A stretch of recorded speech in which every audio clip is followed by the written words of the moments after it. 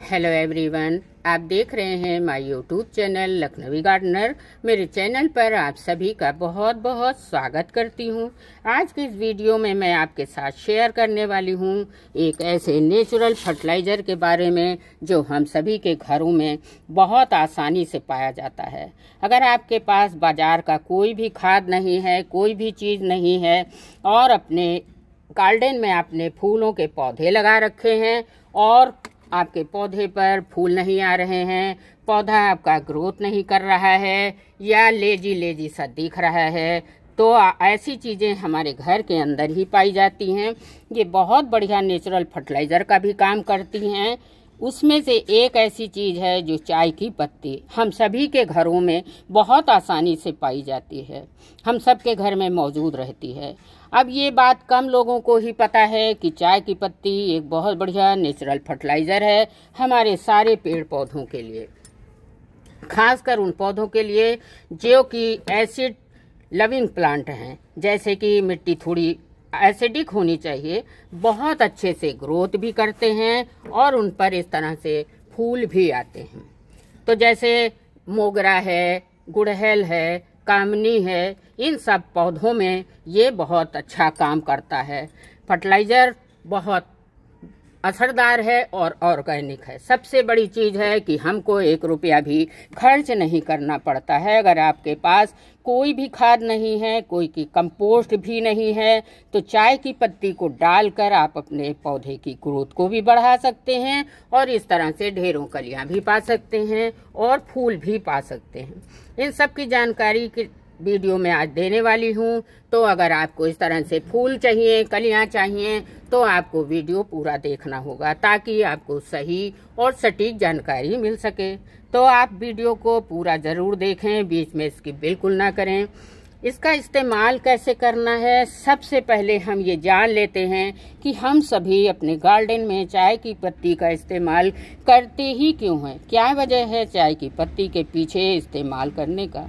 चाय की पत्ती का जो पत्ता होता है दोस्तों, उसमें बहुत सारा नाइट्रोजन पाया जाता है, जिसे हम पौधे में डालते हैं तो पौधा बहुत अच्छी ग्रोथ करता है, लश ग्रीन रहता है और अच्छी तरह से हरा भरा रहता है। पौधे में फ्लावरिंग भी बहुत अच्छी होती है चाय के पत्ती के इस्तेमाल से। टिप्स नंबर 1 है, सबसे पहले इसका इस्तेमाल किस तरीके से करें। अगर आप चाय की पत्ती का फ्रेश पत्ती डालते हैं तो आपको 1 चम्मच 15 दिन के अंतराल में किसी पौधे में दे सकते हैं। आप ध्यान रहे कि कोई भी फर्टिलाइज़र आपको 15 दिन से पहले नहीं देना है। जो भी फर्टिलाइज़र आपको देना है 15 दिन के अंतराल में ही देना है। आप 1 चम्मच सूखी हुई चाय की पत्ती हर पौधे में डाल सकते हैं। दूसरा टिप्स नंबर 2 है दोस्तों कि ये बिल्कुल फ्री का होता है। इसका इस्तेमाल का दूसरा तरीका है फ्रेंड, मैं वो भी बताना चाहूँगी, कई वीडियो में मैं बता भी चुकी हूँ। चाय की पत्ती को हम लोग जब बनाते हैं तो वेस्ट समझकर इसको डस्टबिन में फेंक देते हैं और छानने के बाद बची हुई पत्ती बिल्कुल भी स्टोर नहीं करते, फेंक देते हैं। लेकिन आपको ऐसा कभी भी ना करें। आप इसे 3-4 पानी अच्छे से धो लें और धोने के बाद अदरक इलायची निकाल के फेंक दें और 2-3 दिन की धूप में अच्छे से सुखा कर रख लें।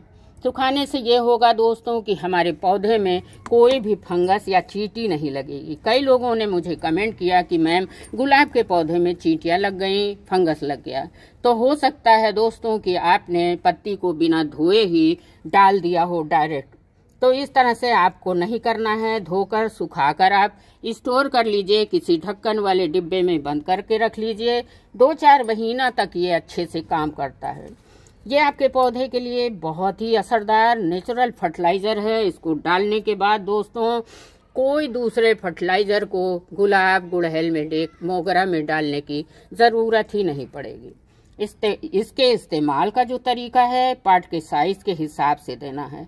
छोटा पॉट है तो 1 चम्मच देना है, बड़ा है गुलाब का पौधा तो आपको 2 चम्मच दे दीजिए। धुली हुई चाय की पत्ती अगर ज़्यादा हो जाएगी मात्रा में तो कोई नुकसान नहीं करेगी।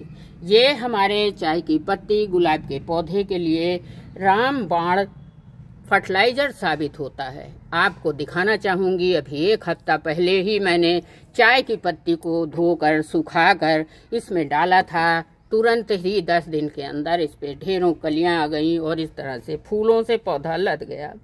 आप अपने गुलाब के पौधे में इसका इस्तेमाल 15-20 दिन में एक बार जरूर से जरूर करें।